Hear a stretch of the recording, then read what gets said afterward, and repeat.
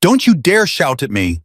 The words exploded out of Jemima's mouth before she could stop them, and every fork in that dining room froze midair. Huang Junhua slowly set down his wine glass. He didn't blink. He didn't move. He just smiled that small, terrifying smile. And in that single second, a young maid who only wanted to feed her sick mother had just insulted the most feared man in Seoul, and she had no idea. If you love dramatic stories like this one, please subscribe to our channel. Stay with me until the very last second and comment below which city you are watching from. I read every single one, and I want to see how far this story travels tonight. Jemima's hands were shaking as she pushed open the heavy double doors of the Huang estate dining room. She was 23 years old, 5'2", and she had exactly $47 left in her bank account. Her mother's medication cost $62 a bottle. She could not afford to lose this job. She could not afford to make a mistake. She could not afford to breathe wrong tonight. She had repeated those words to herself the entire ride over on the back of the bus. Don't mess up, don't mess up, don't mess up. And then the housekeeper had handed her a silver tray at the last second and whispered, "The chef burned the first course. You serve the apology. Don't look him in the eye. Don't speak unless spoken to. Just bow and leave." "Who?" Jemima had whispered back. "Who do I apologize to?" But the housekeeper was already gone. Now Jemima stood in the doorway with a tray of steaming soup bowls balanced in her trembling hands, and she understood why the old woman had run. There were 8 men at that table. 8 men in black suits that cost more than her apartment. 8 men with watches that cost more than her mother's hospital bills. And at the head of the table sat a man who did not look up when she entered, a man in his early 30s, with a kind of stillness that made her stomach drop straight through the floor. Huang Junhua. She didn't know his name. She didn't know who he was. She only knew that when she walked past him, every other man at that table stopped talking. I'm so sorry for the delay," Jemima whispered, setting down the first bowl. Her voice was small. Her knees were knocking together under her uniform. "The kitchen had a small accident. Please forgive us." Silence. She set down the second bowl, the third, the fourth, still silence. And then as she reached across the table to place the 5th bowl in front of Huang Junhua, her wrist shaking so badly now she couldn't control it, tipped. A single drop of soup splashed onto the white tablecloth. 1 drop. The man beside Junhua, a thick-necked man named Minjae, half rose from his chair. But it was Junhua who spoke first. "Do you have any idea," he said softly, still not looking up, "what this tablecloth cost?" "Sir, I'll replace it. Can you replace it?" He finally looked at her. His eyes were flat, dead, the kind of eyes a fish has on ice. "On what I assume is your monthly salary." "Sir, please." Answer the question." "No, sir." "No." He nodded slowly. "No, of course not." And then his voice rose not to a shout, but to something colder and sharper than a shout. "Then why are you in my house? Why are you breathing the same air as me? Do you understand what happens when people like you get careless around people like me? Do you?" And that's when it happened. Jemima didn't plan it. She didn't think about it. Her mother had always said she had a mouth that moved faster than her brain, and the exhaustion of 2 straight night shifts finally cracked something open inside her, something she had been swallowing for 23 years. She slammed the last bowl down on the table. "Don't you dare shout at me." The words came out of her like a gunshot. Every man at that table went still. Minjae's hand moved just an inch toward the inside of his jacket. Junhua raised 1 finger. Minjae's hand stopped. "What?" Junhua said slowly. "Did you just say to me?" Jemima's whole body was trembling now, but something inside her had broken loose, and she couldn't stuff it back in. Her voice came out high and tight. "I said, don't shout at me. I made a mistake. I said I was sorry. I am a human being, sir, and I will clean up the stain, and I will pay for the tablecloth out of my own pocket if I have to work for the next 5 years to do it. But I will not stand here and be screamed at like a dog." The room was so silent she could hear the ice settling in the water glasses. Junhua's head tilted. "Just a fraction." "A human being," he repeated, softly, as if tasting the words. "You are a human being." "Yes, sir." "And do you know who I am?" Jemima's chin lifted. Her knees were still shaking, but her chin lifted. "No, sir, I don't." A small, strange sound came out of Junhua. It took her a full second to realize it was a laugh, a single quiet laugh like a cough, like something he hadn't done in a very long time. The men around the table exchanged looks. One of them, a man with a scar running down his jaw, actually took a step back from the table. Min-jae Junhwa said, not taking his eyes off Jemima, "Tell her who I am." Min-jae cleared his throat. "Miss, the man you are speaking to is—" "No," Junhwa interrupted. "Don't tell her. Let's see how brave she is when she doesn't know." He stood up.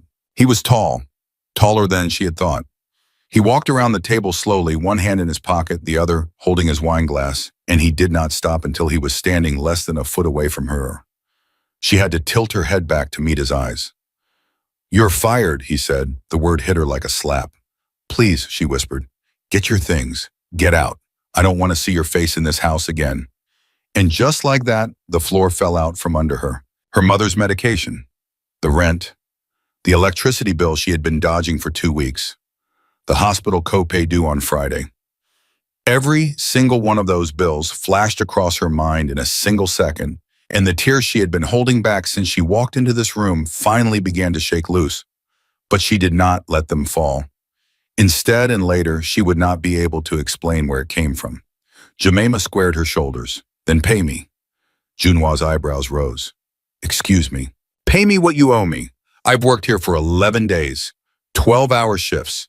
That's 132 hours at the agreed rate of $9 an hour, which comes to $1,188. I know the labor law, sir. If you fire me without cause, you owe me that money tonight, in cash, before I leave this house." Min-jae actually gasped. One of the other men started to laugh, then quickly swallowed it when Junhwa's eyes flicked sideways. "Labor law," Junhwa repeated. His voice was very, very quiet. "You're quoting me labor law?" "Yes, sir." "In my own house?" "Yes, sir." "To me?" "To whoever you are, sir, yes." For the first time that evening, Junhwa smiled. Not the cold smile, a real one. Small, surprised, almost warm.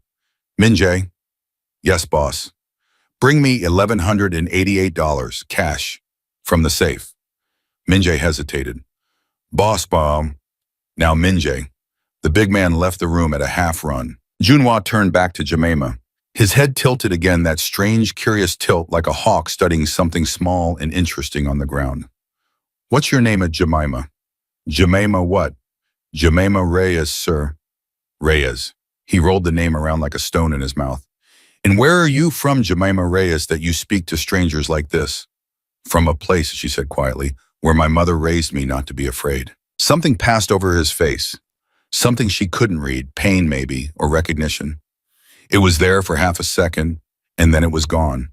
"And is your mother still alive, Jemima Reyes?" The question caught her so off guard that for a moment she couldn't answer. Her throat closed up. She's sick, sir. Very sick. That's why I needed this job." The whole room had gone still again. 8 men in $2,000 suits listening to a maid talk about her dying mother. It should have been ridiculous. It wasn't. Junhwa stared at her for a long time. Then he said, "You're not fired." Jemima blinked. "What?" "You heard me. You're not fired. Go back to the kitchen." "Sir, you just told me." "I changed my mind. But are you arguing with me now, Jemima Reyes?" "No, sir. I don't understand." "You don't need to understand." He took a step back. His voice had gone flat again, but there was something underneath it now. Something almost gentle. "You need to go back to the kitchen and you need to finish your shift. And at the end of the night, Min-jae will bring you $1,188 and on top of that, a raise. $15 an hour, starting tomorrow." Jemima's mouth fell open. "Sir, 15 an hour, 10-hour shifts, full benefits, starting tomorrow. Do we have a deal?" Yes, sir." "Good." He turned back toward the table. And then, almost as an afterthought, without looking at her, "And Jemima." "Yes, sir." "Don't ever speak to me like that again." She swallowed hard. "Yes, sir." "Unless I deserve it."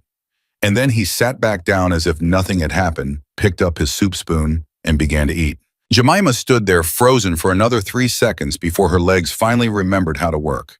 She grabbed her empty tray and she walked. She did not run. She walked out of that dining room through the marble hallway and into the kitchen pantry, where she shut the door behind her, slid down to the floor, and finally let herself cry. Behind her in the dining room, Minjae had returned. He leaned over Junhwa's shoulder and whispered low enough that none of the other men could hear, "Boss, with respect. That was insane. She called you." "I know what she called me, Minjae." "Boss, if the Park family hears that, a maid." "The Park family," Junhwa said softly, lifting his spoon, "will hear nothing, because none of the men at this table will tell them anything. Isn't that right, gentlemen?" Every man at the table nodded so fast their collars nearly snapped. "Good." Junhwa took another spoonful of soup. He chewed, he swallowed, and then quietly, almost to himself, he said, "She reminds me of someone." "Who, boss?" Junhwa didn't answer. He just stared at the empty doorway where Jemima had disappeared, and for the first time in 11 years, Minjae saw something in his boss's face that he had never ever seen before. Softness. In the kitchen pantry, Jemima was still shaking. Her phone buzzed. She pulled it out. A text from her mother's nurse. "Mom had a rough afternoon. Oxygen levels dropped again. Doctor wants to talk about hospice options when you can." Jemima pressed the phone against her forehead and squeezed her eyes shut. Hospice. She didn't have the money for hospice. She didn't even have the money for the medication, and she had just almost thrown away the only job she had that paid enough to keep her mother breathing. "Stupid," she whispered to herself. "Stupid, stupid, stupid girl." The pantry door opened. She scrambled to wipe her face, but it was only the head housekeeper, Mrs. O, a small Korean woman in her 60s with iron gray hair pulled back in a severe bun. Mrs. O looked at her for a long moment. Then she closed the door behind her and sat down on an overturned crate. "Jemima."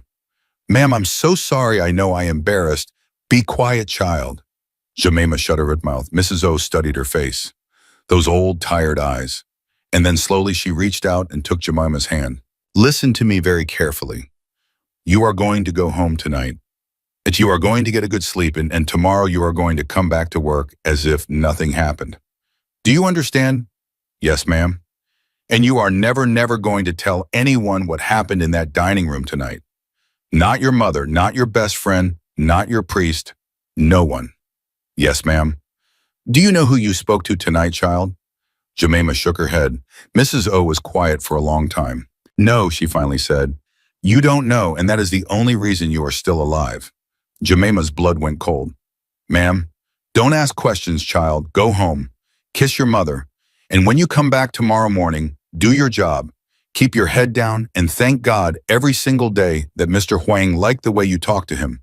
Because if he hadn't," Mrs. O's voice dropped to a whisper, "if he hadn't, Jemima, they would never have found your body." The housekeeper stood up, brushed off her apron, and walked out of the pantry without another word.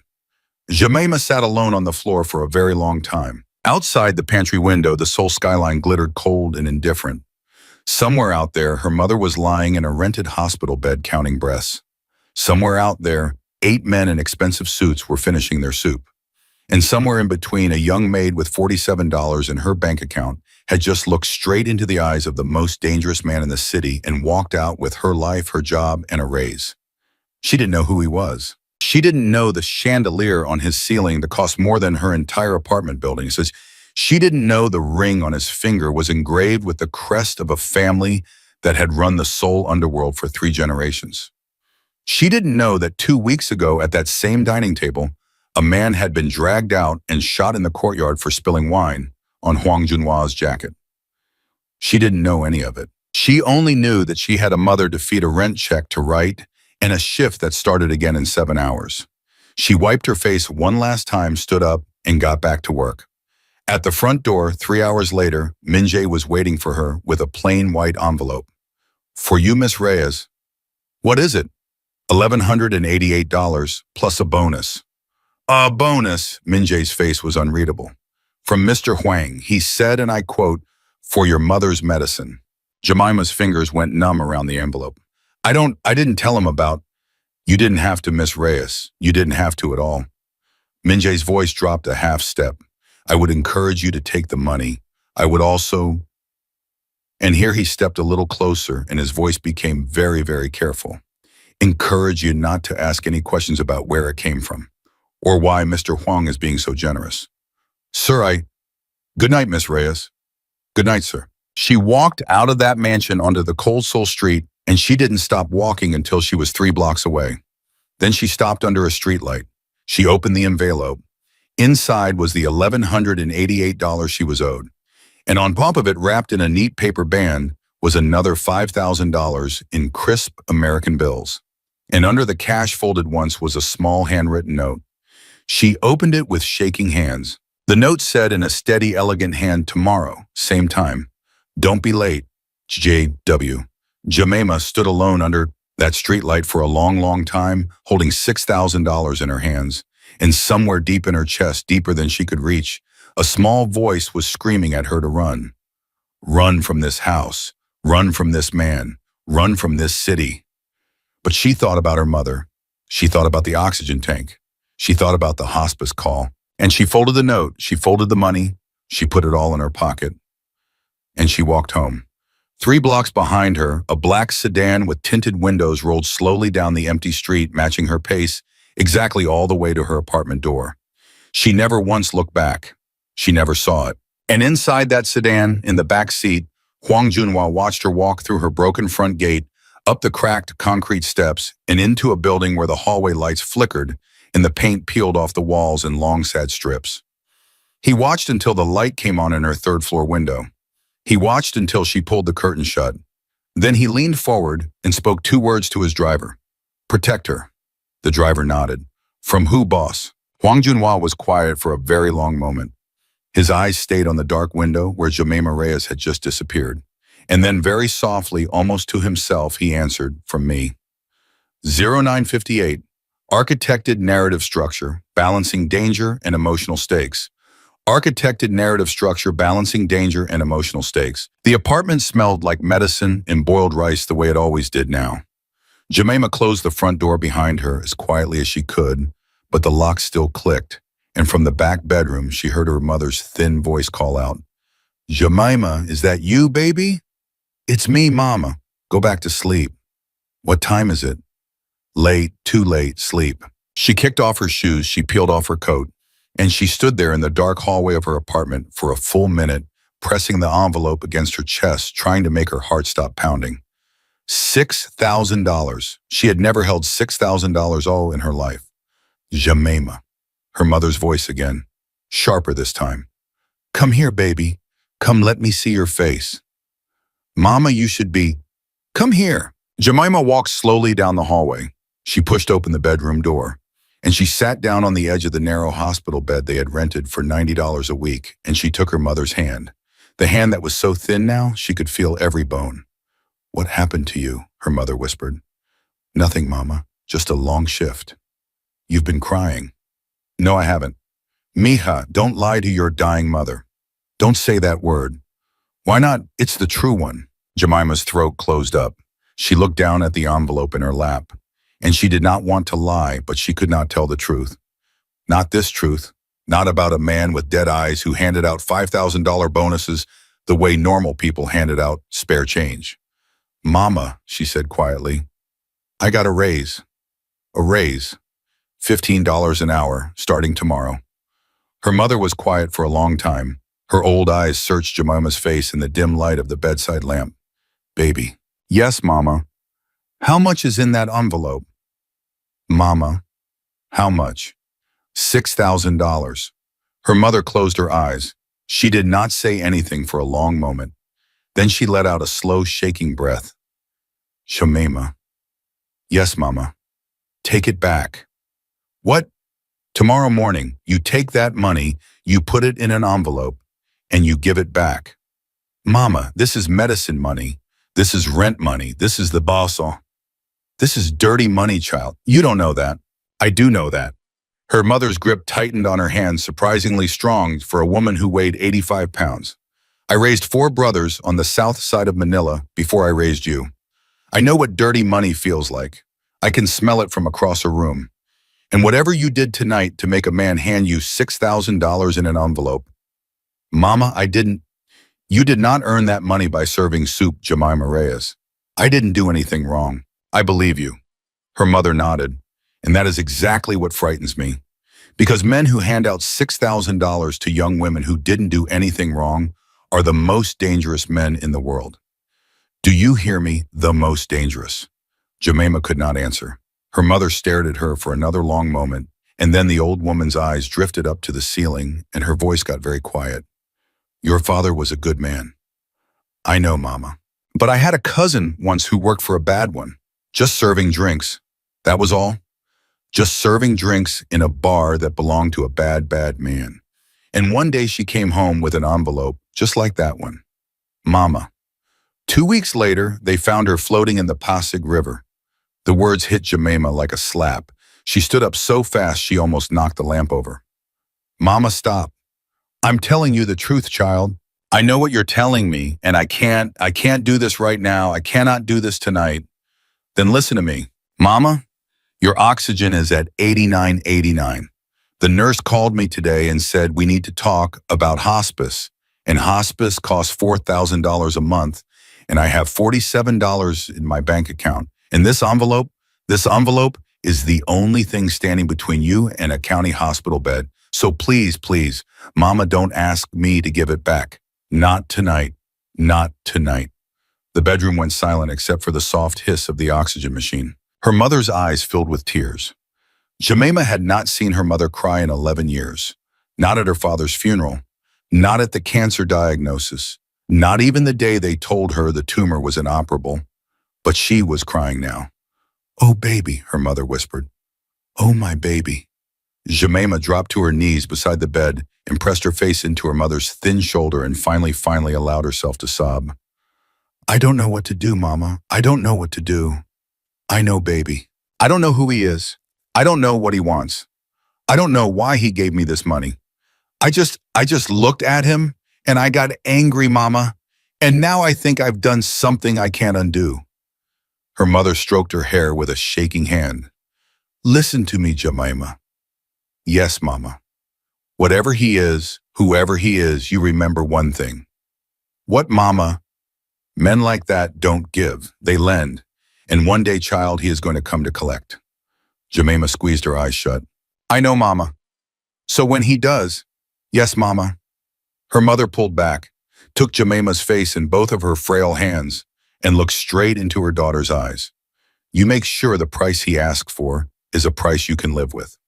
Outside the apartment, 4 floors below, the black sedan still sat at the curb with its engine running. In the back seat, Huang Junhua stared up at the 3rd floor window and did not move for a long time. Finally, he tapped the glass divider with one knuckle. Go home, Min-jae. The driver, because Min-jae himself was driving tonight, something he had not done in 6 years, hesitated. Boss, can I say something? No. Boss, I said no. Boss, with respect, I am going to say it anyway. A pause, then so quietly it was almost amused. Go on. You cannot keep her. I'm not keeping her. You bought her mother's medicine, boss. I paid for a tablecloth she spilled soup on. That is not the same thing. Boss, drive Min-jae. The sedan pulled away from the curb, but Min-jae kept talking. He was the only man in Seoul who could keep talking after Huang Junhua had told him to stop, and it was the only reason he was still alive. Boss, you know who was at the table tonight. I know every man at my table. Then you know that Mr. Chen saw everything. Mr. Chen, boss. Chen, who has been waiting 4 years for you to show one weakness. 1. And tonight in front of 7 witnesses, a 23-year-old maid told you not to shout at her, and you smiled, boss. You smiled at her. Junhua didn't answer. By tomorrow morning, Min-jae went on, every underboss from Busan to Incheon is going to know that Huang Junhua has a soft spot.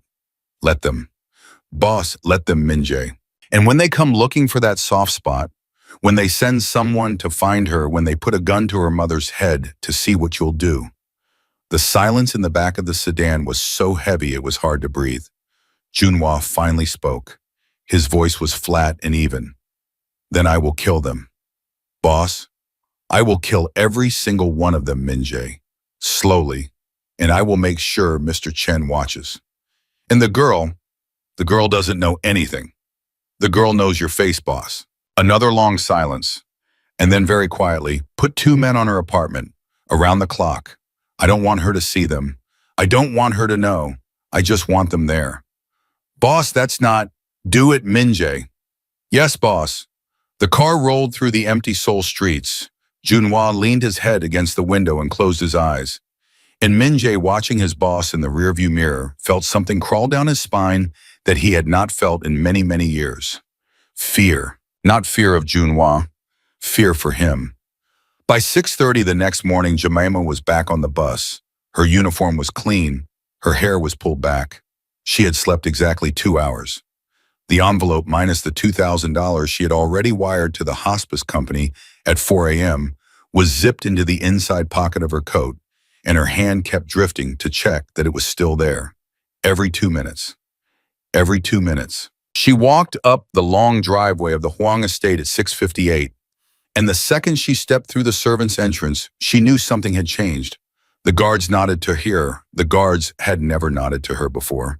The maids she passed in the hallway, women who had ignored her for 11 days, stepped aside and lowered their eyes. And when she reached the kitchen, the entire staff went silent. "Good morning," she said carefully. No one answered. Mrs. O was standing at the counter drinking coffee. The old housekeeper looked at her for a long moment over the rim of the cup, and then she set it down and she crossed the kitchen and she took Jemima by the elbow firmly and steered her into the pantry. "Ma'am, what?" "Be quiet." Mrs. O shut the pantry door. "Ma'am, did I do something?" "Mr. Huang sent instructions at 5 o'clock this morning." "Instructions? You are no longer a kitchen maid, Jemima." "I what?" "You have been promoted." "Promoted to what?" Mrs. O's voice dropped. "Personal attendant to Mr. Huang." The blood drained out of Jemima's face so fast she actually swayed on her feet. "Ma'am, no. You will serve his meals. You will take care of his private quarters. You will answer to him and only him." "Mrs. O, please." "It is not a request, child. It is a command. And when Mr. Huang commands, everyone obeys. Do you understand?" "Ma'am, I can't. I have a mother at home. I have responsibilities." Your salary is now $25 an hour, plus a private driver to and from your apartment." A driver?" "Yes. I don't want a driver." "You are not being asked what you want, Jemima." Jemima's head was spinning. Her hands were shaking. And underneath the shock, underneath the panic, something darker was rising, a sick, cold feeling in the bottom of her stomach that her mother had named for her the night before. Men like that don't give. They lend. "Mrs. O." "Yes, child." "Why is he doing this?" The old housekeeper stared at her for a long time. And then she did something Jemima did not expect. She reached up and touched Jemima's cheek. "Child," she said softly, "in the 31 years I have worked in this house, I have served 3 generations of the Huang family. I have seen things I will not tell you about. I have buried friends I cannot name. And in all those years, I have never seen Mr. Huang Junhua look at a woman the way he looked at you last night. How did he look at me?" Mrs. O's eyes filled with tears, like he remembered how to breathe. Before Jemima could answer, the pantry door swung open. Min-jae stood in the doorway. He wore a black suit. His hands were folded in front of him, and his face was the kind of face that told Jemima her life had just changed forever, whether she liked it or not. "Miss Reyes." "Yes, sir." "Mr. Huang is waiting for you upstairs." She followed him out of the kitchen, down the long marble hallway, up the curving staircase she had never been allowed to climb, past 3 armed men she pretended not to notice, and all the way to a set of tall double doors at the end of the second-floor corridor. Min-jae knocked twice. "Come." Min-jae opened the door and stepped aside. "Go in, Miss Reyes." "Sir, Go in." She went in, the doors closed behind her, and Huang Junhua was standing at the window, his back to her, one hand in his pocket, the other holding a cup of black coffee. He didn't turn around. "You're late." I'm 2 minutes early, sir." "You're late because you were supposed to be standing in this room at 6:30, not 7. Didn't Mrs. O tell you?"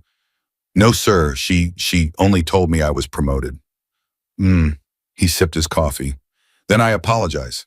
That is not your fault." He turned around. And Jemima, who had been rehearsing a dozen careful things to say all the way up the stairs, suddenly could not remember a single one of them. Because last night in a room full of angry men and wine glasses, Huang Junhua had looked dangerous. This morning alone in the soft light of his own private office, he looked human, tired, young, almost ordinary. And that was 1,000 times more terrifying. "Sit down, Jemima." "Sir, I would prefer to..." "Sit down." He sat across from her. He set his coffee cup on the table between them. He folded his hands, and he studied her face the way a chess player studies a board. Did your mother like the money? Jemima's breath caught. Sir, how did you? I asked you a question. Did she like it? My mother, Jemima said slowly, carefully, told me to give it back. Junwa's eyebrows rose. Did she? Yes, sir. And did you? No, sir. Why not? Because she needs medicine, sir. And I don't have the luxury of pride. Something flickered behind his eyes. Not quite a smile, not quite a frown, something in between. Your mother, he said softly, sounds like a wise woman. She is, sir. Wiser than her daughter, perhaps. Yes, sir, much. He almost laughed, almost. He caught it before it reached his mouth, and then he leaned forward and his voice dropped half an octave. Jemima. Yes, sir. I am going to tell you something, and I am going to say it only once, so you will listen very carefully. Yes, sir. Last night when you shouted at me in front of 7 of the most dangerous men in this country, you made yourself a target. Her heart stopped. Sir, Let me finish. She shut her mouth. Those men, he said, are not my friends. They are rivals. They are partners of convenience. And one of them I already know which one, though. I will not tell you his name, left my house last night and picked up a phone and told a very bad man in Busan that Hwang Junhwa has a new maid who is not afraid of him. Jemima's hands went cold. I don't understand. You don't need to understand. You need to listen. Yes, sir. By tonight, 3 men from Busan will be on a train to Seoul. By tomorrow morning, they will be looking for your apartment. By tomorrow night, if I do nothing, your mother will be dead, and you will wish you were. The room tilted. Jemima grabbed the edge of the table to keep from falling out of her chair. Sir, please, I didn't do anything. I just served soup. I know. Please, my mother is sick. She can't. I know, Jemima. Then why are you telling me this? He leaned back in his chair, and for the first time he looked at her the way a man looks at something he has decided finally to keep. Because I am going to move you and your mother into this house by tonight. What? No, sir, I can't. You are going to live here. Your mother is going to be cared for by the best private doctors in Seoul. You are going to continue working as my personal attendant, and in exchange, his eyes went very still. And you are going to pretend in front of every single person who walks through these doors that you are mine. Jemima stopped breathing. Sir, not my wife, not my lover, mine, my possession, my property, because the only reason the men from Busan will not touch you is if they understand down to their bones that touching you is the same as touching me. Sir, please, I can't pretend to be. You will pretend, Jemima, because the alternative is a funeral. Please. Do you understand me? Sir, do you understand me? Jemima stared at him across that polished table, at the man who had terrified her last night, at the man who had saved her life this morning, at the man who was now offering her mother a private doctor and a warm bed and a future in exchange for her name, her freedom, and possibly her soul. She thought of her mother. She thought of the oxygen machine. She thought of the Pasig River. And Jemima Reyes, 23 years old, 5'2", with $47 in her bank account, 12 hours ago, looked the most dangerous man in Seoul straight in the eyes. Yes, sir, she whispered. Yes, what? Yes, sir, I understand. Good. He stood up. He buttoned his jacket. He walked toward the door, and then with his hand on the doorknob, he stopped. He did not turn around. Jemima. Yes, sir. Last night you asked me not to shout at you. Yes, sir. I won't. A long pause. But everyone else in this house is about to. And he opened the door and walked out, and Jemima sat alone in that silent room with her mother's warning ringing in her ears. He is going to come to collect. And she understood with a cold and sudden clarity that the man who had just walked out of that door was not lending her anything. He was buying her, piece by piece, and she had just sold the first one. The door clicked, shut behind him, and for a long moment Jemima couldn't move.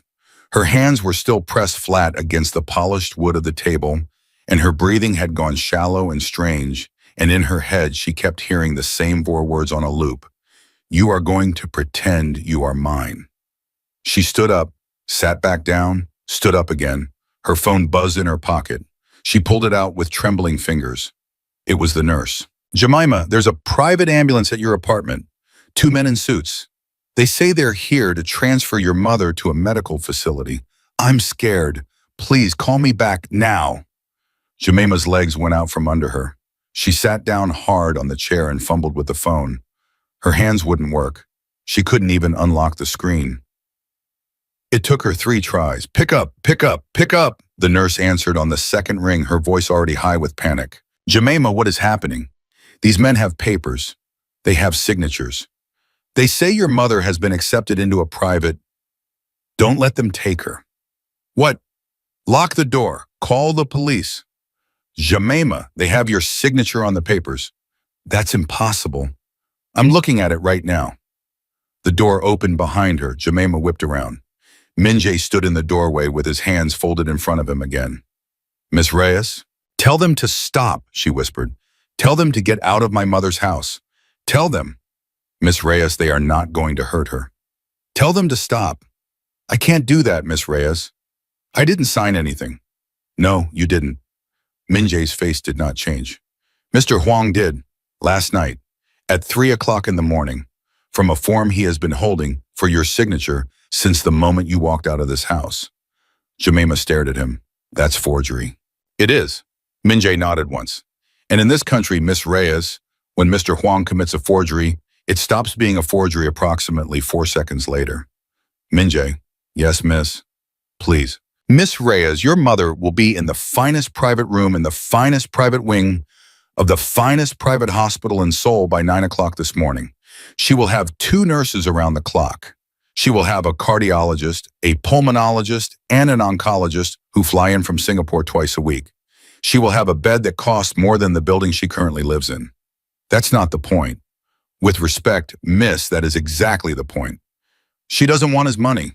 Then she can refuse the care, and she can die in her current bed in approximately 4 weeks. Mr. Huang has instructed me to make that option very clearly available to her. He is not forcing her. He is simply offering. Jemima pressed both hands against her face. You people, she whispered. You people. Yes, miss. You offer things the way other people hold guns. Minjay did not answer. He didn't have to. She stood up. She put the phone back in her pocket. Her mouth was dry. I want to see her. Of course, miss. Now, I want to see her now. The car is waiting downstairs. She walked past him into the hallway, and every servant she passed pressed themselves against the wall, and every guard bowed his head. And by the time she reached the long, black sedan in the driveway, Jemima understood something she had not understood an hour ago. She wasn't a maid anymore. She was the thing the staff was afraid of. The ride to the hospital took 18 minutes. Jemima did not speak. Minjay sat across from her, and at one point he reached into his breast pocket and pulled out a small black velvet box, and he set it on the seat between them. What's that, a ring? I'm not wearing his ring. Miss Reyes. I'm not wearing his ring, Minjay. Miss Reyes, if the men from Busan arrive at the hospital this afternoon, and they see your mother and they do not see a ring on your finger, then there will be a funeral tomorrow, and the funeral will not be mine. Do you understand? She stared at the box, then she picked it up. She opened it. Inside was a plain gold band. No diamond, no stone, just a heavy old gold ring with a small engraving on the inside that she could not read. What's the engraving? His mother's name. Jemima's breath stopped. I can't wear his mother's ring. It was his grandmother's, actually. He wore it himself for 6 years. Why is he giving it to me? Minjay looked at her for a long moment, and for the first time since she had met him, the big man's face softened just slightly. Just a crack. Miss Reyes, I have worked for Mr. Huang for 11 years. I have seen him do many things. I have seen him do things I will not speak about to you. But I have never, not once, seen him give that ring to another living soul. Then why? I think, Minjay said quietly, he is afraid that if he does not mark you as his, in a way even a blind man could see, someone is going to take you from him before he figures out why he cannot let you go. Jemima closed the box. She did not put the ring on, not yet. At the hospital, her mother was already in the private suite. 2 nurses were moving softly around the room. The oxygen tank was gone, replaced by a quiet wall-mounted machine that made no sound at all. Her mother was sitting up. For the first time in 6 months, there was color in her cheeks. Jemima, Mama, come here, baby. Jemima sat on the edge of the bed. She took her mother's hand, and she waited for the lecture. She waited for the, I told you so. She waited for the Pasig River story. It did not come. Her mother simply looked at her, and then her mother said very quietly, he came to see me. Jemima's head snapped up. What? You're Mr. Huang. He came to see me this morning, before they moved me. He was in my bedroom at 6 o'clock in the morning, sitting in the chair where you usually sit, and he introduced himself, and he asked my permission. Permission for what? To take care of me. Mama, I told him no. You told him, I told him no, Jemima. I said, young man, I don't know what you want from my daughter, but you cannot buy me. And he said, ma'am, I am not trying to buy you. I am trying to pay a debt. A debt? Yes. To who? Her mother's eyes filled with tears. To his own mother. Jemima went very still. Mama, what? He told me his mother died when he was 11 years old. Or that was what he was told. He said for 20 years he has carried the guilt of not being able to save her. And when he looked at you last night, Jemima, when he looked at you standing in that dining room telling him not to shout at you, he said it was like seeing a ghost. He said his mother had your voice. Jemima could not breathe. Mama, that's not... I know what it sounds like, baby. That's manipulation. That's a story he tells women before he... I thought so too. Then why are you letting him... Because he cried, Jemima. The room went still. He sat in my chair and he looked at his hands and he did not look at me once and 2 tears rolled down his face and he did not wipe them away. And I have buried a husband-child and I have raised 4 brothers and I know the difference between a man who is performing and a man who is bleeding. And that young man this morning was bleeding. Jemima put her face in her hands. Mama, he's dangerous. I know he's dangerous, baby. You don't understand how dangerous. I understand exactly how dangerous. Her mother's voice was calm, clearer than it had been in months. And that is why I said yes to the treatment. What? Oh, because if I die, Jemima, you will be alone in that house with him. And you will have nothing left to fight for. And a woman with nothing to fight for is the easiest woman in the world for a man like that to own. So I am going to live, baby. I am going to live, and I am going to get strong. And when he comes to collect from you, because he will, I am going to be standing behind you. Jemima broke. She dropped her head onto her mother's thin chest and sobbed, and her mother held her, and for the first time in months, the thin hand in her hair felt strong. Listen to me, baby. Yes, Mama. The ring he gave you. Jemima's head came up. How did you know about the ring? He told me. He asked my permission for that too. And you said, I said yes, because the ring is the only thing standing between you and the men from Busan tonight. And I am not going to let anyone put my daughter in the Pasig River. Jemima fumbled for the velvet box in her coat pocket. Her fingers were numb. Mama, I... Put it on, baby. If I put it on, everything changes. Everything has already changed. She opened the box. She took out the ring. It was heavy, heavier than she expected. She slid it onto her left hand. It fit. It fit exactly. And that somehow was the most frightening thing of all. By noon, the sedan was rolling back through the iron gates of the Huang estate, and by the time it pulled up to the front steps, Jemima understood that she was not coming back as staff. She was coming back as something else, something the whole house had been preparing for while she sat at her mother's bedside. The front doors opened before the car had even stopped. Mrs. O was waiting on the top step. So were 6 other servants. They were all bowing. Min-jae got out first. He opened Jemima's door. He offered her his hand. She did not take it. She stepped out on her own. Mrs. O's eyes went straight to the gold ring on her finger, and the old housekeeper's throat moved. Miss Reyes, please don't call me that. I have to call you that, child. Call me Jemima. I cannot. Mrs. O, I cannot, not anymore. Jemima walked up the steps past her, and for the first time in her life, a woman 30 years older than her bowed as she passed. The front hall was full of people, not servants, men. Men in black suits, 12 of them, maybe more, standing in a loose arc around the base of the grand staircase. And at the top of the staircase, leaning on the banister with his jacket off and his sleeves rolled up, was Huang Junhua. He looked exhausted. He looked. Jemima suddenly realized like he had not slept in 2 days. He straightened when he saw her. His eyes found the ring on her hand, and something passed across his face, something very fast there and gone, and Jemima understood in that half second that he had been afraid she would throw the ring back at him. He had been afraid. Him. Jemima. Sir. Come up here, please. She climbed the stairs. The 12 men below watched her without moving. She could feel their eyes on her spine like hands. At the top, Junhua did not touch her. He simply stepped aside and he gestured to a door on the second-floor corridor, and she walked ahead of him into a small, private sitting room, and he closed the door behind them. Then he turned to face her, and his voice, for the first time since she had met him, was low and tired and completely human. I'm sorry, she blinked. Sir? I'm sorry for your mother, for the papers, for the ring, for all of it. He stopped. He ran a hand down his face. I am not good at this, Jemima.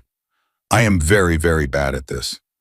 I did it the only way I know how to do anything, which is with force, and I apologize. She did not know what to say. Sir Junhua. What? My name when we are alone, not sir. I can't call you that.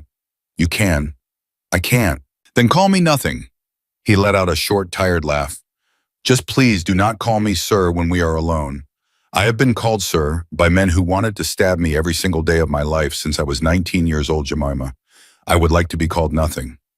She stared at him, and she understood suddenly that this quiet, exhausted man in a rolled-up shirt was the real Huang Junhua. The man in the dining room, the man with the dead eyes, the man who bought medicine and forged signatures, that was the costume he wore for the world. This was what was under it, and he was letting her see. Junhua, she said carefully. He closed his eyes. Thank you. Why did your mother die? His eyes opened. For a long moment, he did not answer. And then he walked to the window, and he put his hands in his pockets, and he spoke to the glass. They told me it was a car accident. I was 11. I came home from school, and my father told me she had been in an accident, and she was gone, and there was no body because the fire had been very hot, and I believed him because he was my father and I was a child. And it was a lie. What happened to her? I don't know. A long silence. Junhua. I don't know, Jemima. For 21 years I have not known. My father is dead. The men who would have known are dead. Every trail has been cold for 2 decades, and I stopped looking 6 years ago because every time I got close, someone else ended up dead, and I ran out of people to lose. But you think I think, he said quietly, she did not die in that fire. And you think last night when I think you sounded like her. That is all. That is all I know, and I have not slept since I heard you, Jemima, because I cannot stop hearing her voice, and I cannot tell anymore where hers ends and yours begins, and he stopped. I am telling you this so that when you realize in a week or a month that I am not a good man, you will at least know why I am not. Jemima's eyes were full of tears. Junhua. There was a heavy knock at the door. Boss? Junhua's whole body changed. In 1 second, the tired man disappeared and the other one, the one with the dead eyes, came back. Come in, Minjae opened the door. His face was white. Boss, they're at the gate. How many? 3 cars, 9 men, armed. Junhua turned back to Jemima, and his voice when he spoke was the voice from the dining room last night. Cold. Final. The voice that had fired her. Jemima. Yes. Whatever you hear in the next 10 minutes, whatever you see, whatever you think is happening, you are going to stay in this room. You are not going to open this door. You are not going to look out the window. You are going to sit on that sofa, and you are going to look at your hands, and you are going to wait for me. Junhua, promise me. I answered, promise me. I promise. He nodded once. He walked to the door. He stopped with his hand on the frame, and he did not look back. One more thing. Yes. If I do not come back through this door in 1 hour, Minjae will take you and your mother out of the country tonight. The papers are already made. You will be in Manila by tomorrow morning. You will never hear my name again. Do you understand? She could not speak. Do you understand, Jemima? Yes. Good. He closed the door behind him. And Jemima sat down on the sofa and she looked at the gold ring on her left hand and she waited. Downstairs in the marble foyer, Huang Junhua walked slowly down the grand staircase. Minjae was already at the bottom. The 12 men in black suits had moved into a loose formation behind him, and every single one of them had drawn their weapons. Junhua buttoned his jacket, he adjusted his cuff, and he spoke without looking at any of them. Minjae, yes, boss. Open the gate. Boss, open it. A long pause. All the way, all the way. Let them walk in. Let them look around. Let them see my house. Boss, with respect, that is insane. Minjae, yes, boss. When the leader of the Busan men walks through that door, I want you to do exactly one thing. Yes, boss. Junhua's voice dropped to a whisper. I want you to ask him very politely how his mother is. Minjae went pale. Boss, no, you cannot. Do it, Minjae. Boss, if I ask him that, he will know. He will know that I know, yes. He'll pull his gun into your foyer. Yes, he will. And then Junhua smiled, the smile he had smiled in the dining room last night, the small, terrifying one. And then, Minjae, we will finally find out what really happened to my mother. Upstairs, behind a closed door, Jemima heard the front gate open. She heard car engines. She heard boots on marble. She heard a man's voice, cold, unfamiliar, carrying up the stairs, say something in Korean she did not understand. And then very clearly in English, she heard Minjae's voice answer. Welcome to the Huang residence, sir. Mr. Huang sends his regards. And he would like to know. A pause. How is your mother? The silence that followed was the loudest silence Jemima had ever heard in her life. And then from the foyer below came the unmistakable sound of a gun being cocked. The gun cocked. And then in the silence that followed, a second gun cocked, and a third, and a fourth.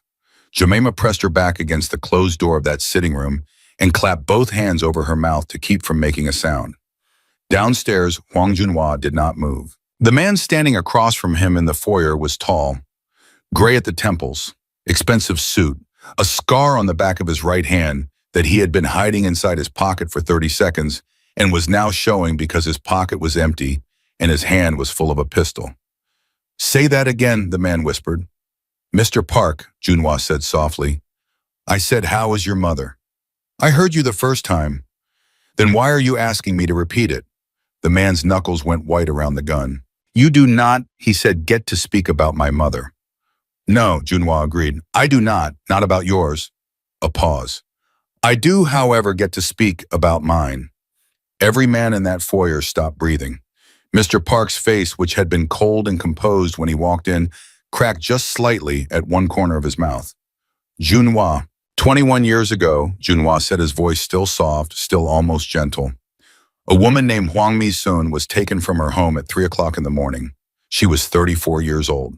She had an 11-year-old son. She was wearing a blue nightgown, and she did not have time to put on shoes, and the last thing she said before two men put her in a car was her son's name. Do you know how I know this, Mr. Park? Junhua, enough. Do you know how I know this? Stop. Because the maid who saw it happen came to me 2 weeks ago, Mr. Park. After 30 years of silence, after 30 years of hiding in a village 300 kilometers south of Seoul, she is dying of the same cancer that is eating my maid's mother, and she decided on her deathbed that she did not want to meet God with that story still in her throat. The gun in Mr. Park's hand was shaking now. And she told me, Mr. Park, that the men who took my mother that night, the men who told my father she was dead, the men who let me grow up believing my mother had burned in a car that was never in an accident, those men worked for you. Silence. Dead perfect silence. She told me, Junhua went on, that your father paid them, that your father is the man who gave the order, that your father wanted a Huang woman because a Huang woman could be used to control a Huang man. And she told me, Mr. Park, that my mother did not die that night. She told me that my mother was taken somewhere and kept. And when the old maid asked me, Mr. Park, if I was going to find her, if I was going to find my mother, I said yes. I said yes, and I started looking. And do you know what I found last week? Junhua excelente. Do you know what I found last week, Mr. Park? The man's gun arm dropped 1 inch, just one. I found, Junhua said, a woman, 61 years old, thin, gray, living in a locked house in a village outside of Busan. A house owned by your family, a house that has been owned by your family for 21 years. A house where a woman has been kept, Mr. Park, kept for 21 years. You're lying. I saw her last Tuesday, Mr. Park. The gun dropped another inch. I saw her last Tuesday through a kitchen window, from 80 meters away, through a pair of very expensive binoculars, and she was washing a cup at a sink. And when she looked up, Mr. Park, when she looked up, his voice finally cracked. Just once. She had my face. Upstairs behind the sitting room door, Jemima slid down to the floor and pressed her forehead against her knees. She did not understand most of what she was hearing. She understood enough. His mother was alive. His mother had been alive for 21 years. And the men who had taken her were standing in the foyer right now with guns pointed at the son they had lied to since he was 11 years old. Downstairs, Mr. Park had gone completely still. Junhua. Yes, Mr. Park. If what you are saying is true, it is true. Then you understand that I did not know. I know you did not know. I swear to you on my children's lives, I swear to you, Junhua. My father is dead. I took over this family 4 years ago, and I have not been to that village in a decade. And if there is a woman in that house, there is. Then I swear to you, I will open those doors myself, tonight, with my own hands. Junhua smiled, that small, terrible smile, the one Jemima had seen across a dining table in a life ago. No, Mr. Park. Junhua, I will open those doors. He raised one finger. Every man behind him tightened their grip on their weapon. And you will come with me, Junhua said softly, because if that woman is not my mother, then I am going to need to explain to you why I just drove to your family's property with 12 armed men and kicked in your front gate. And if she is my mother, Mr. Park, then you are going to need to stand in front of her and tell her to her face that your father is the reason she has not seen her son in 21 years. Mr. Park closed his eyes. For a long, long moment, he did not move. And then slowly he uncocked his gun. He put it back in its holster. He took a deep breath and he opened his eyes, and his voice was the voice of a man who had just aged 10 years in 10 seconds. When do we leave? Now. I'll drive, No, Mr. Park, I will drive. You will sit into the back seat with Minjae, and Minjae will keep a gun against your ribs the entire way, not because I do not trust you, but because I cannot afford to trust anyone today. You understand? I understand. Good. Junhua turned toward the staircase, and upstairs, Jemima heard his footsteps on the marble, heavy, slow. The footsteps of a man walking toward something he had been walking toward his entire life. And then the sitting room door opened, and he was standing there, and she was on her feet before she knew she had stood up. Junhua, I'm alive. I heard everything. I know. Your mother, I know, Jemima. She crossed the room before she could stop herself, and she put her hand on his arm, and he flinched, actually flinched like a man who had not been touched in kindness in so long that his body did not remember how to receive it. Junhua, take me with you. No. Take me with you. No, Jemima. She is going to need a woman in that room with her when you walk through the door. She has not seen her son in 21 years. She has been alone in a locked house for 21 years. You cannot be the first person she sees. You cannot. She will not believe you. She will think it is a trick. She will, Jemima, stop. She will be terrified, Junhua. And I know what it is to be terrified of a man you are supposed to love. And I am telling you right now, you need a woman in that room. He stared at her. He stared at her for a very long time. You do not know her. No. She does not know you. No. And you would do this for me. Jemima's throat was tight. I would do this for her, Junhua, not for you. Something in his face, something she could not name, broke a little. Get your coat, he said quietly.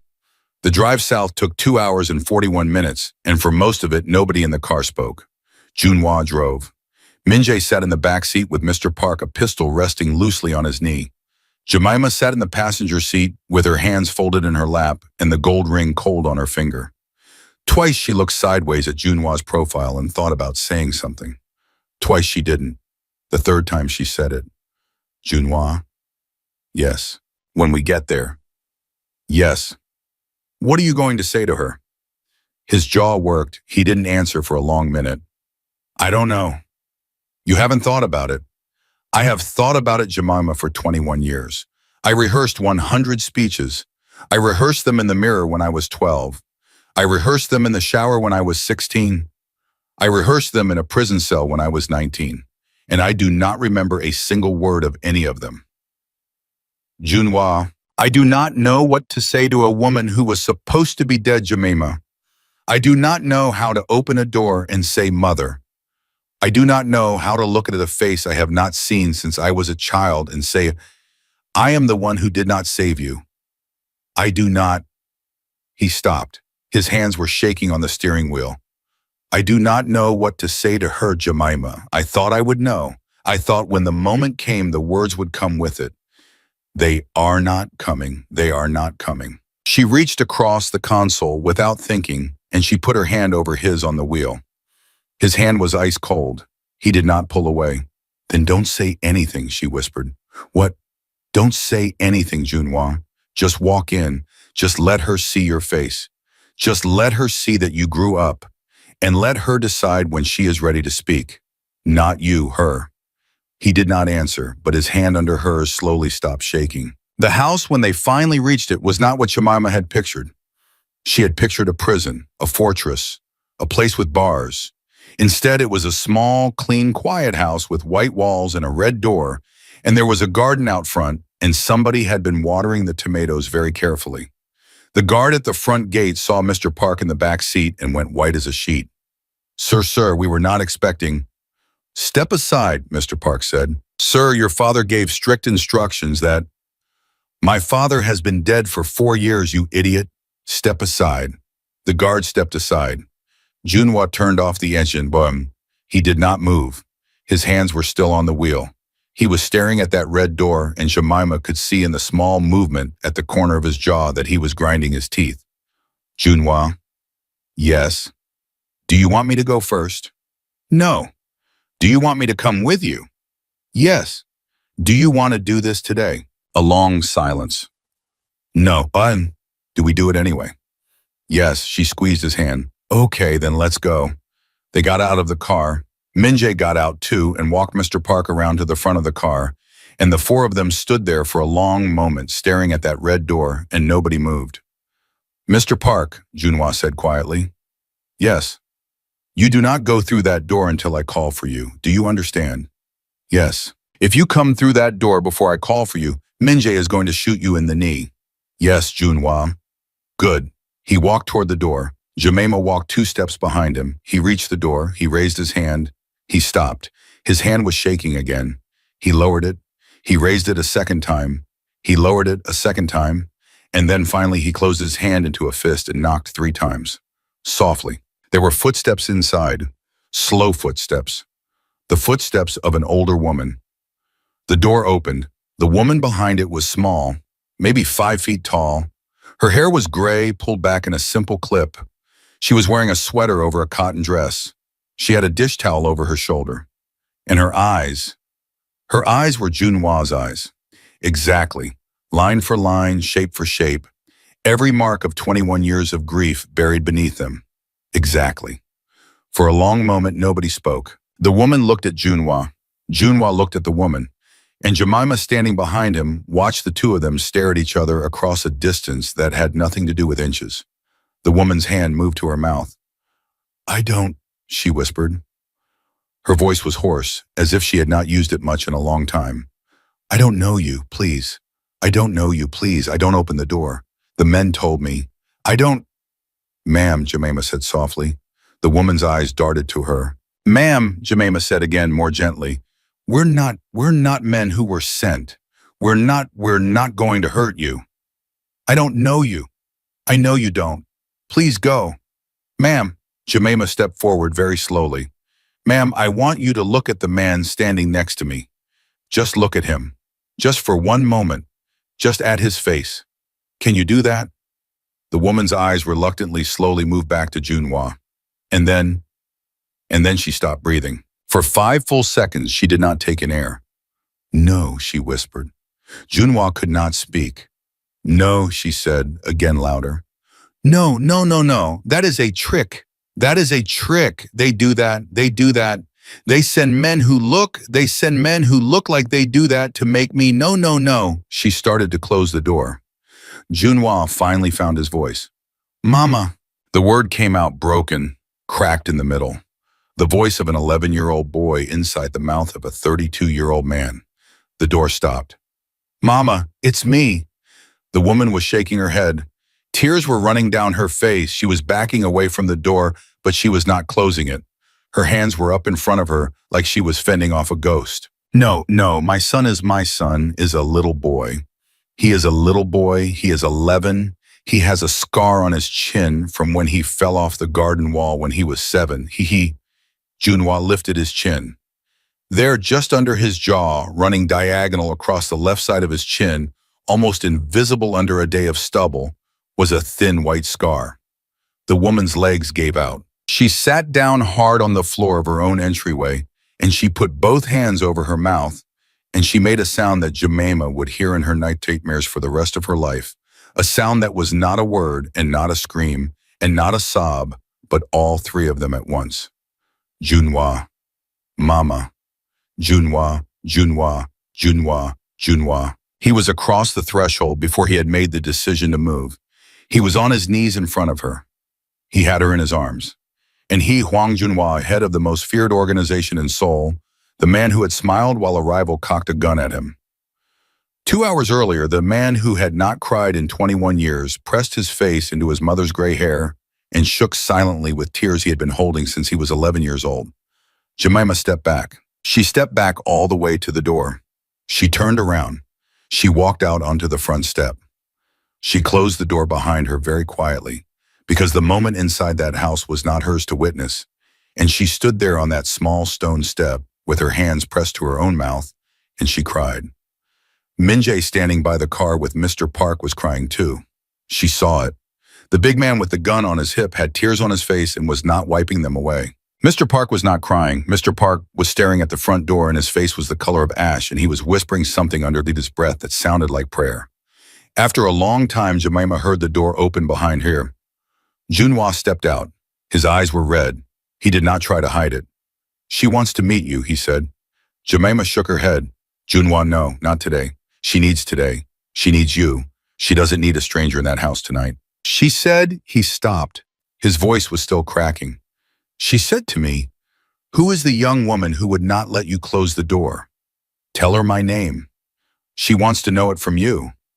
Jemima turned around. She looked at him, and she understood in that moment that something between them had just changed forever, that the man standing in front of her was not the man she had served soup to 24 hours ago, and that she would never ever look at him the same way again. "Okay," she whispered. She walked past him into the house. The woman was sitting on a small wooden chair in the kitchen. Someone, Junhua, had wrapped a blanket around her shoulders. She was holding a cup of tea in both hands, and the cup was shaking, and the tea had gone cold. She looked up when Jemima came in. "Sit down, child." Jemima sat.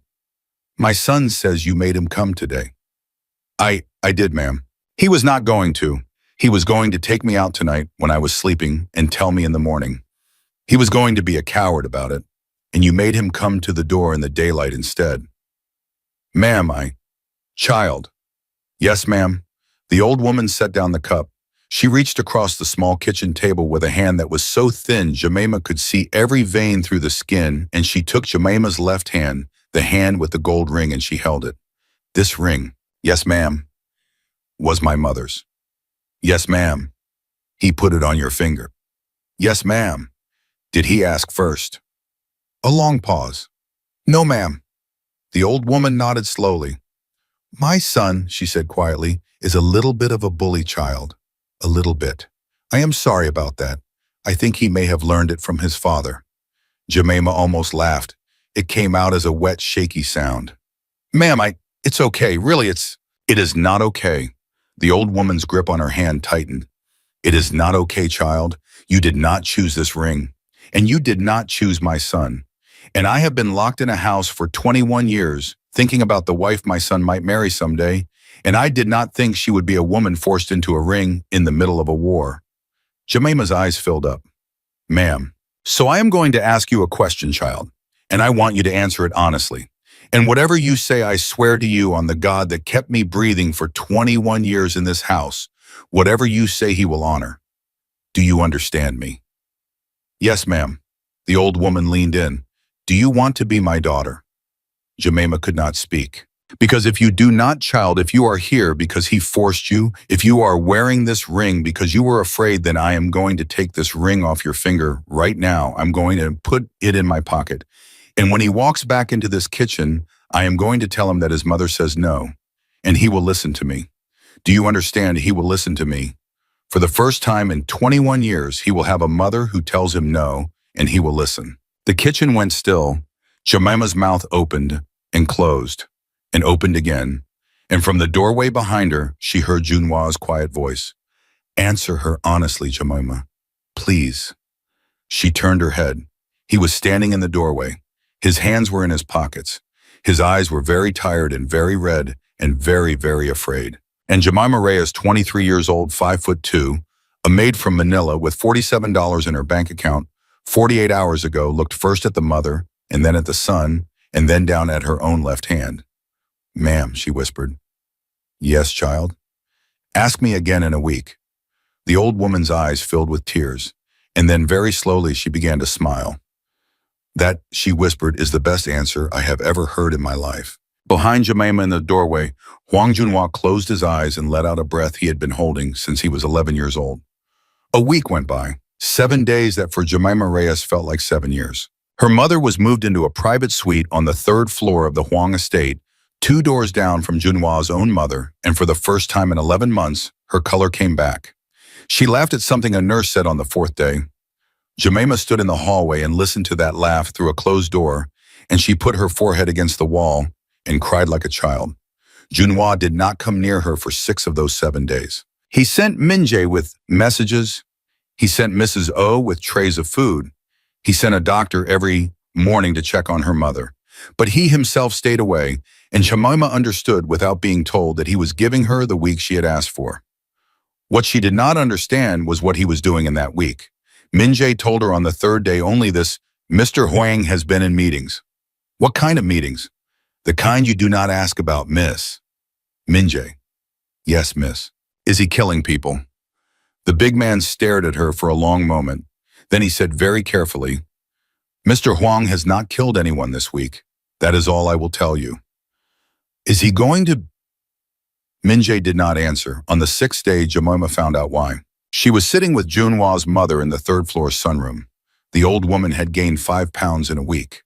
She was wearing a pale blue sweater that Jemima had brought her from a store on the ground floor, and she was holding a cup of tea, and she was smiling the soft, careful smile of a woman who was learning piece by piece how to be a person in the world again. Her name was Mi-sun. That was what she had told Jemima to call her. Not ma'am, child. Mi-sun, I have been ma'amed by guards for 21 years. I am Mi-sun to you. Jemima. Yes, Mi-sun. The old woman set down her tea. My son has 3 men in a basement somewhere. Jemima went still. Mi-sun. I am not supposed to know. He did not tell me. Minjae did not tell me, but I have been married to a man in that business, child, and I raised a boy in that business, and I know what it looks like when a house goes quiet for 6 days. I don't. Mr. Park is one of them. I assume his 2 lieutenants are the other 2. Jemima did not answer. She did not have to. Her face answered for her. Mi-sun nodded slowly. He is going to kill them tonight, child. What? He is going to kill them tonight. All 3. In the basement. And then he is going to come upstairs and he is going to wash his hands and he is going to sit down at dinner with you and he is going to act as if he did not just execute 3 men in the cellar of his own house. Jemima's stomach turned. Mi-sun, you don't know that? I do know that. How? Because I told him to. The cup in Jemima's hand slipped and she caught it against her knee before it fell. You what? 5 days ago. The old woman's voice was calm, perfectly calm. He came into my room at 4 o'clock in the morning. He sat on the end of my bed. He asked me what he should do about the 3 men in the basement, and I told him, child. What did you tell him? Mi-sun's eyes, which had been soft and warm for 7 days straight, suddenly went flat. Flat the way her son's eyes went flat, and Jemima understood in that 1 second where Hwang Junhwa had learned it. I told him, Mi-sun said quietly, that Mr. Park's father took me out of my house in a nightgown with no shoes. I told him that Mr. Park's father kept me in a locked kitchen for 21 years. I told him that Mr. Park's father died in a warm bed surrounded by his children while I was washing a cup at a sink I had washed 10,000 times. And I told him, child, that the son of that man is sitting in my son's basement right now. And if my son does not kill him, if my son does not cut out of Mr. Park what Mr. Park's father cut out of me, then I do not want to know my son anymore. I told him that, Jemima. I told him those exact words. Jemima felt the blood leave his face. Me son. Yes, child. That isn't you. It is me. That isn't the woman who held my hand in the kitchen a week ago. It is child. The old woman's voice did not rise. It stayed calm. That was the worst part. I am both of those women. Both of them are me. I have been a mother and I have been a prisoner, and you cannot keep a woman in a locked kitchen for 21 years and expect her to come out of it clean. But I am not clean, Jemima. Me soon, please. I am going to tell you something, child, and then I am never going to tell you again. Please, listen to me. Jemima stopped. Me son leaned forward. Her small, thin hand closed around Jemima's wrist, and her grip for an old woman who had weighed 95 pounds a week ago was like iron. I sat in that kitchen for 21 years, child, and I prayed for one thing. I did not pray to see my son again. I did not pray to be rescued. I did not pray for freedom. Do you know what I prayed for? Jemima shook her head. I prayed that the man who took me would die screaming. The sunroom went silent. And when he died in a warm bed at the age of 71, when I heard it through the guard at the door because the guard had the radio on, I got down on the kitchen floor and I beat my fists against the tile and I screamed until my voice was gone because the man who took me died without paying. Without paying, child. He died at peace. And the only thing that has kept me breathing for 4 years since then is the knowledge that his son is still alive. His son, who has Park blood in him, who lived on Park money, who grew up in a Park house while I washed a cup at a Park sink. Me son. So when my son came to my bedroom at 4 a.m. and asked me what he should do, child, I told him exactly what I have been praying to tell him for 21 years. You told him to kill a man who didn't do it. I told him to kill a man whose name did it. That's not the same. It is the same to me, Jemima. The old woman let go of her wrist. She sat back in her chair. She picked up her teacup again as if the last 2 minutes had not happened, and she took a small, careful sip. So, tonight, she said quietly, my son is going to walk into that basement, and he is going to finish what was started in 2003. And you are going to sit at the dinner table, child, and you are going to smile, and you are going to eat your soup, and you are going to let him do it. Me soon, no. Yes, I'm not going to let him do that. Child, I am not going to let him do that. Me son set down her cup very slowly, and for the first time in 7 days her voice went cold. Jemima. Yes, me son. Do you think you are stronger than me? No. Do you think my son loves you more than he loves his mother? A pause. No, me son, I don't. Then get out of his way, child. Jemima stood. Her knees were shaking. Her hands were shaking. She was 23 years old and she was standing in front of a woman who had survived 21 years in a locked kitchen by nursing a single wish in her heart. And she was about to tell you that woman no. Me son, yes, I love you. The old woman blinked. I love you, Jemima said again. I have loved you since the day you took my hand in your kitchen and asked me if I wanted to be your daughter. I have loved you every day of this week. And because I love you, I'm going to tell you the truth. Child, if he kills those 3 men tonight, he will not come back. The old woman did not answer. He will come upstairs. He will wash his hands. He will sit down at dinner. He will smile at me. And behind his eyes, me son, behind his eyes, the man I have been watching come back to life this week will be dead. He will have killed him in that basement along with Mr. Park. And the man who sits at your dinner table will not be your son. He will be your husband. He will be the man who ran this family before you were taken, and he will be the man who runs it for the next 30 years, and he will die the way your husband died. And on the night he dies, I will be sitting exactly where you are sitting now, and I will tell his wife the same thing you are telling me. And his wife will tell his daughter-in-law the same thing 30 years after that, and that is how this ends, mi son. That is how it ends. Not with peace, with kitchens, locked kitchens, forever. The old woman's hand was shaking on the cup. Child, I love you, my son, and I am begging you, I am begging you.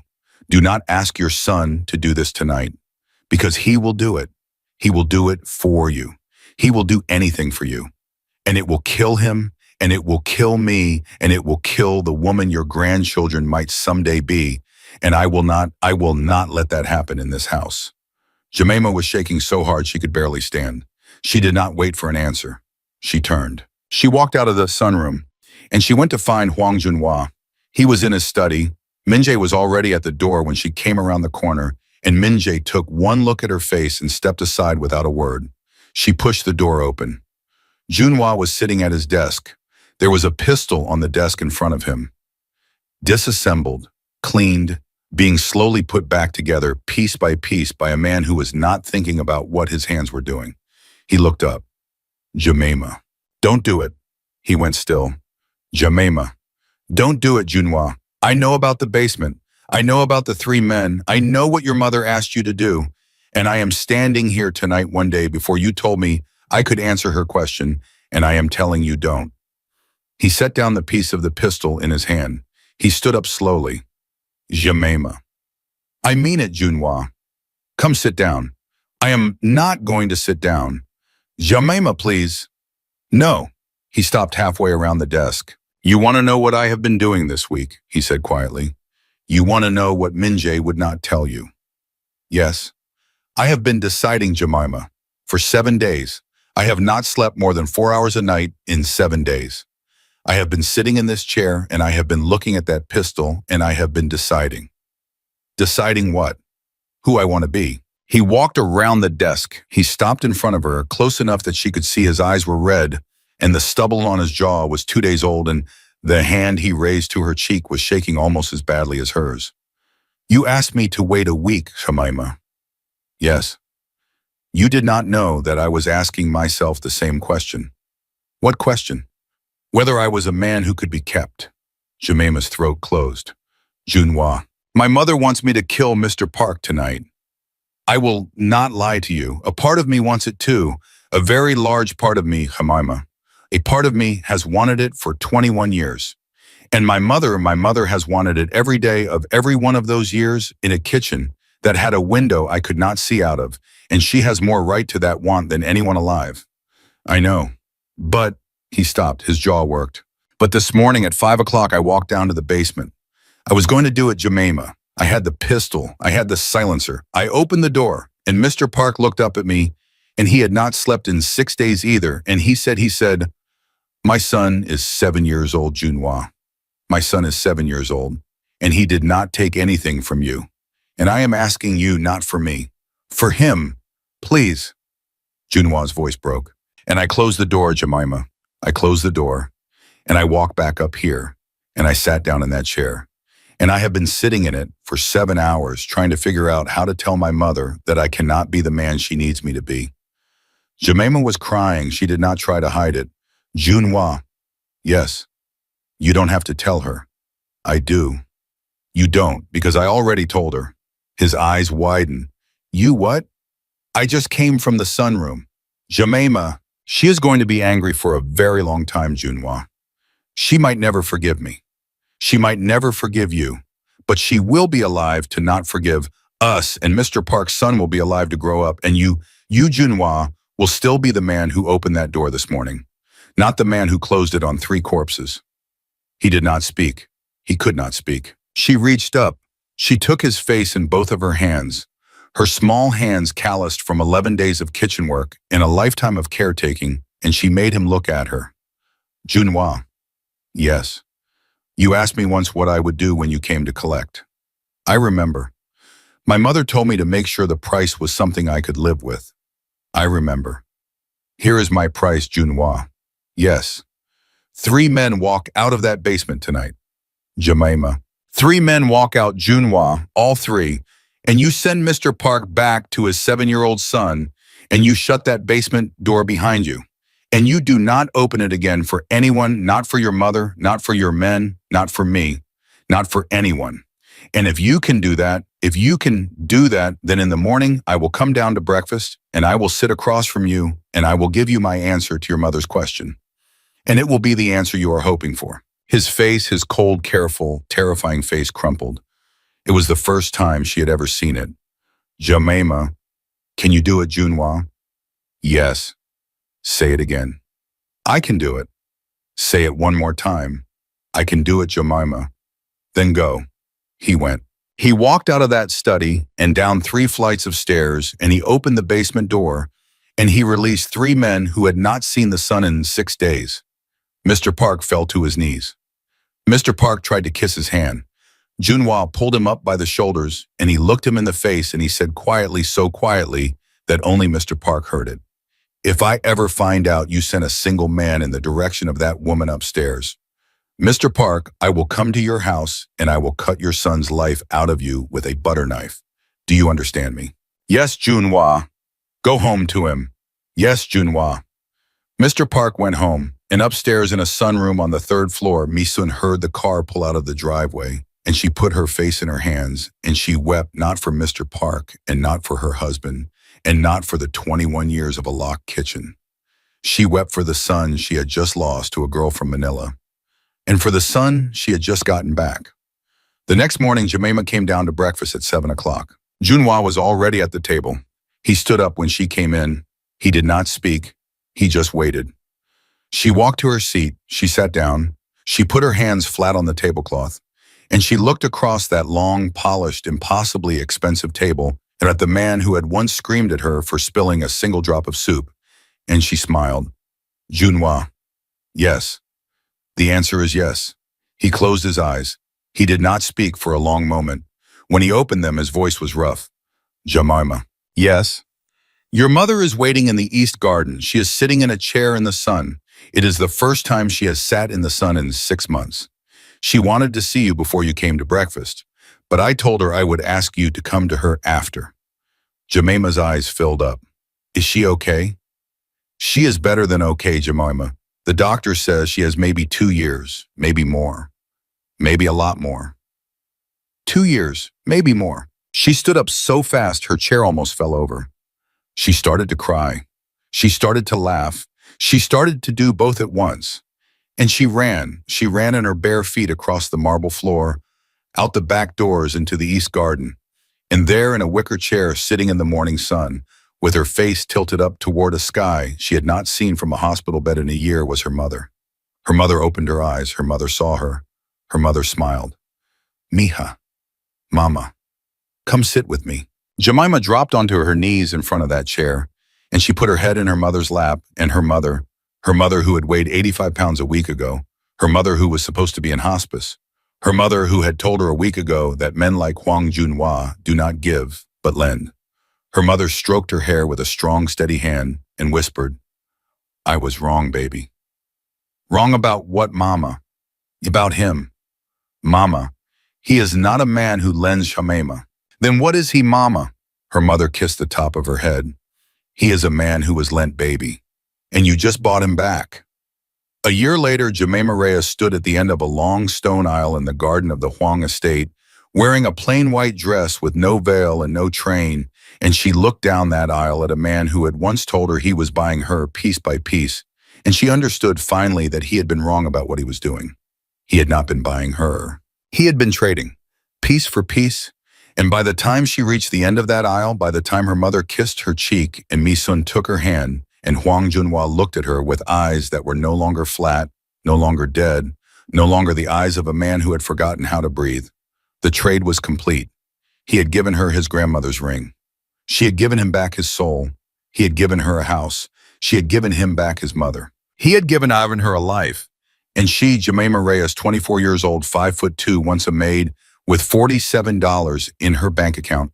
She had given him the only thing in the world he had ever truly needed. Someone who was not afraid of him. Someone who would, on any given night, At any given table, in front of any given man with a gun, look him dead in the eye and tell him, "Don't you dare shout at me," and mean it, and be right.